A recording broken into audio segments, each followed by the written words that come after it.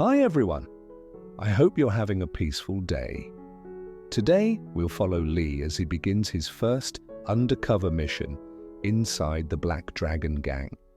A day that tests both his courage and his silence, while Sam waits at home, caring for their small world and listening for a sound that might never come. If you enjoy this story, don't forget to like, subscribe, and turn on the bell so you won't miss the next episode of Sam and Lee. Morning lingered low over the warehouse yard, a thin veil of mist clinging to the roof's rusted tin. Lee stood beside a worn-out truck, its paint dull, its tires sunk halfway in red mud. He moved slowly, checking mirrors, touching the cold metal latch, scanning every detail as if the truck itself might whisper what waited ahead. Fong approached, carrying a thin folder. His voice was low but steady. "Just drive," he said. "Boss will see how you handle this." Lee gave a curt nod. Around them, the mist began to rise, swallowing the shapes of men smoking near the gate. To them, he was Lam, a driver hired for quiet work, no questions asked. To himself, he was still Lee, an officer walking a line so thin even his breath felt like a betrayal. Inside, he repeated the one truth he still allowed. This was the first test. If he failed, there wouldn't be a second. The truck started with a hollow cough, then settled into a heavy rumble. The wheels rolled out of the yard, crunching over gravel wet from last night's rain. Dawn brightened, slow and reluctant. In the rearview mirror, the men behind him sat silent, their eyes dark and alert. On the seat beside him lay a half-burned cigarette, cold and forgotten. The air smelled of fuel and damp air. The cargo was stacked in perfect lines. Bags marked agricultural goods, but Lee knew better. He'd seen those markings before, in evidence rooms and late-night briefings. Now he was inside the story instead of reading it. The road stretched ahead, long and quiet. The sound of the engine filled the emptiness. Somewhere between two bends, Lee heard Sam's voice echo from memory. "Be careful, not brave." He smiled faintly, then gripped the wheel tighter. Far away, the morning broke differently. At the small wooden house on the hillside, Sam pushed open the old door. The hinges groaned, then gave way to sunlight that spilled onto the packed dirt floor. She carried a bamboo basket of feed to the yard. The hens rushed forward, their wings flapping the air alive with feathers and dust. "Easy, easy," she said softly, scattering the grains. When they calmed, she turned to the garden, rows of green climbing shyly through the soil. The air smelled of dew and earth, the kind of scent that could steady a restless heart. She bent down, brushing soil from her palms. "They're growing fast," she murmured. "Lee would like this." A truck passed in the distance, its low hum fading behind the hill. Her head lifted quickly. Just another driver on the red road, but something inside her chest tightened anyway. By mid-morning, the sunlight softened the edges of the house. Wan, Lee's sister, appeared at the gate, carrying a small woven bag. "I brought you some greens," she said, smiling, "and 2 grapefruits from the orchard." Sam wiped her hands on her apron and welcomed her in. They sat on the porch, a clay pot of tea between them. "Any word from Lee?" Owan asked gently. Sam shook her head. "Not yet. Maybe he's out of signal." They spoke about the hens, about the new vegetable rows, about the way the wind had shifted since last week's rain. The conversation floated like ash in warm air. Light, but never leaving the room completely. After a while, Owan looked at her sister-in-law and said quietly, Sometimes silence is how people keep the ones they love safe. Sam smiled faintly, though her fingers kept turning the rim of her cup. She wanted to believe that silence could be kindness, but it still felt heavy. Out on the road, the truck slowed near a checkpoint. A man stepped out from the shadows, tapping the side of the cargo bed with a stick. "Open it," he said. Lamb climbed down, unlatched the door, and lifted it high. Inside, rows of white sacks gleamed under the weak light. Clean, harmless, ordinary. The man stared a moment, then grunted. "Keep driving." Lee closed the latch and returned to the driver's seat.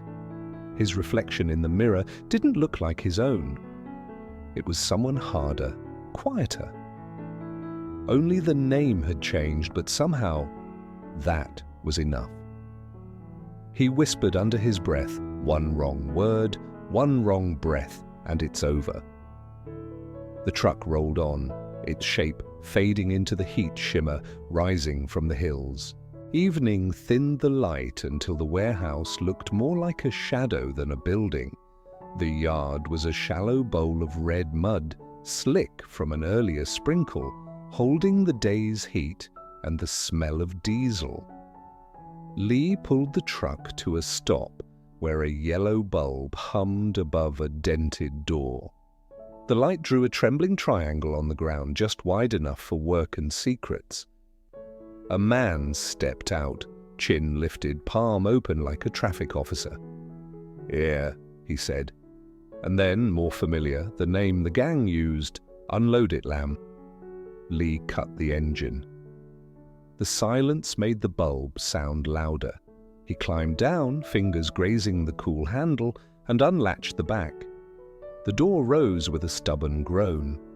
Inside, white sacks sat in clean rows, the neatness almost tender. He slid the top bag forward, heels digging for leverage, then another and another, weight measured in breath and sweat. A knife flicked. The rough zip of fabric parted the room, then the soft spill of white powder bright under the bulb. A man crouched, pinched, rubbed, nodded. "Good job," he said, voice low, bored. "Boss might trust you after this." Lee let the words settle, "might trust you." Trust here meant deeper water, fewer exits. He kept his tone level. "Hope so." Men passed behind him with the rhythm of habit, boots in mud, sacks against shoulders, quiet grunts that made no sentence. Lee paused once to adjust his grip and let his eyes take inventory the way a careful man breathes. The scuffed stencil numbers on crates, a chipped corner on the third pallet, a handprint in powder where it shouldn't be, the whine of a generator hiccuping every 7 seconds. Not for action, only for later, if later came.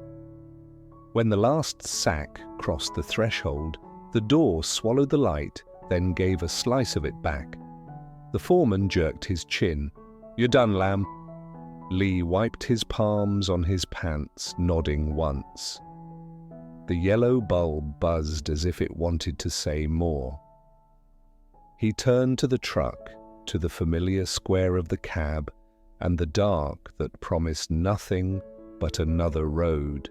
Dusk gathered faster in the wooden house, pooling in the corners where the floor dipped and the walls remembered older storms.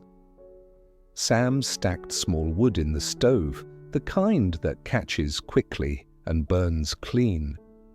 The match flared, then softened to a steady flame that warmed the iron and set the kettle singing in a thin, hopeful note. She turned on the old radio to keep the quiet company. It woke with a sigh, then a ribbon of static, then a voice that seemed to speak from a far hill. Border police are still investigating a suspicious truck near the China line. Her hands stopped over the kettle. "China line," she said under her breath. tasting the words like something too hot to swallow. It was a route Lee had mentioned weeks ago in the careful way he mentioned anything about work, as if setting the words down too hard could crack them open and spill danger on the floor. The announcer's voice wavered, swam in static, returned for a few clipped syllables, then faded. Sam reached forward and turned the dial until the room fell back into the sound of fire and evening. The flame twitched as wind moved at the door seam. From outside came the soft stir of hens arranging themselves under the eaves, feet scratching, feathers settling, a tiny chorus of comfort. She poured a small bowl of rice and set it aside without thinking, an old habit of saving a portion in case someone came late. It made no sense here, in this hour, in this house, and still her hands did it. She wiped the edge of the bowl with her thumb and then stood with nothing left to straighten. The house wore its plainness like a promise: wood, smoke, a kettle, a chair. She let it steady her and didn't fight the way her chest tightened and eased like the stove's breath. She reached for the handkerchief on the table, folded the frayed corner over once more, and placed it next to the lamp as if nearness could measure distance. Night came quietly to the ridge road, folding the edges of the world inward until the headlights made a tunnel through it. Fong dozed in the passenger seat, mouth open, a low snore catching on each bump. The wipers ticked a tired metronome. Rain began as a polite tapping on the hood, then gathered itself into a steady fall that turned the glass into a slow, moving veil. Lee drove until the road widened in a curve and pulled over where a stand of scrub pines leaned against the dark. He cut the engine and let the truck sigh into stillness. For a moment the rain was the only sound, close, intimate, as if it had chosen the truck for a conversation. He took out his phone. One fragile bar of signal trembled in the corner, more flicker than fact. He typed with his thumb, the letters small and plain. "I'm fine. Don't worry." He looked at the words. They were true in the simplest way and incomplete in every other. True enough to send, maybe? Enough to let a woman sleep more easily beside a small lamp in a wooden room. A beam of light swept past across the far lane. Another vehicle, then another farther off. Rain made bright in its path. Fong shifted and muttered. Lee's thumb hovered. A gust pressed water harder against the glass. He imagined the phone's glow in a place where glows were counted, where questions were measured by the second, and the look in a man's eyes when he saw you looking down at a screen you shouldn't have. He closed the message.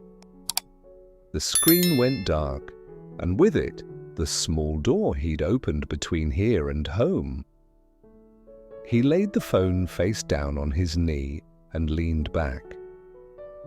The seat was familiar in the way a hard chair becomes familiar when there's no other. He let his head rest against it and watched the rivulets stitch their slow paths. Each one found a line to follow, then vanished at the edge. "Be careful, not brave," he heard again. He offered the words a quiet answer no one could hear. "I'm trying." The storm reached the hill later, as if it had paused along the way to decide whether to come at all. When it finally did, it arrived gently, rain pattering on the tin roof in a pattern like a hand drumming a lullaby. Sam moved her chair near the doorway where the air was cooler, and the night felt close but not unfriendly. The oil lamp cast a small circle of light that left the room's edges to their own private shadows. Outside, The hens tucked themselves deeper beneath the eaves, murmuring in sleep. The garden was a smudge of darker dark, lines of trellis and leaf lost to the sky's solemn grey. Sam held the handkerchief and let the cloth soften under her fingers. The radio was silent now. The house had only breathing sounds, the lamp, the rain, her own. "Wherever you are," she said softly, "be safe." The words didn't seek drama. They asked for nothing more than tomorrow. The wind slipped through the crack by the hinge and made the flame lean and return. She watched it steady itself, small and stubborn. It reminded her that some lights don't get bigger, they just refuse to go out. She thought of the bowl she'd set aside and almost laughed at herself, then didn't. It sat on the corner of the table, ordinary and patient. She pictured Lee washing his hands at the jar by the steps, shaking off water, saying nothing, the quiet of a man who had used up all his words somewhere else and saved only the ones that mattered for home. Somewhere beyond the ridge, within the rain, a truck's engine turned over and then idled. The sound came thin and uncertain, as if it belonged to another valley, another night. She didn't know if it was real or if memory had a sound too in weather like this. She rested her chin on her knees and listened anyway. For a breath or two the world aligned, a roof under rain, a lamp shaped like a small moon, a heart beating in time with something it could not see. On the far road, Lee sat with his eyes closed, hearing the same rhythm, the same quiet insistence that made danger feel temporarily like distance. The rain deepened. The lamp flickered and held. Neither of them spoke again. The night kept its secrets, and for once, also kept its gentleness, and that was the ending the day allowed. Two people under one weather, joined by what they didn't say, and by a promise that remained unspoken, still whole. Sometimes love doesn't need words or answers. It just needs patience. Even when distance and silence stretch between two people, care can still travel quietly through small things. A lamp still burning, a message never sent, a heart that keeps waiting. Because sometimes wait in itself is love.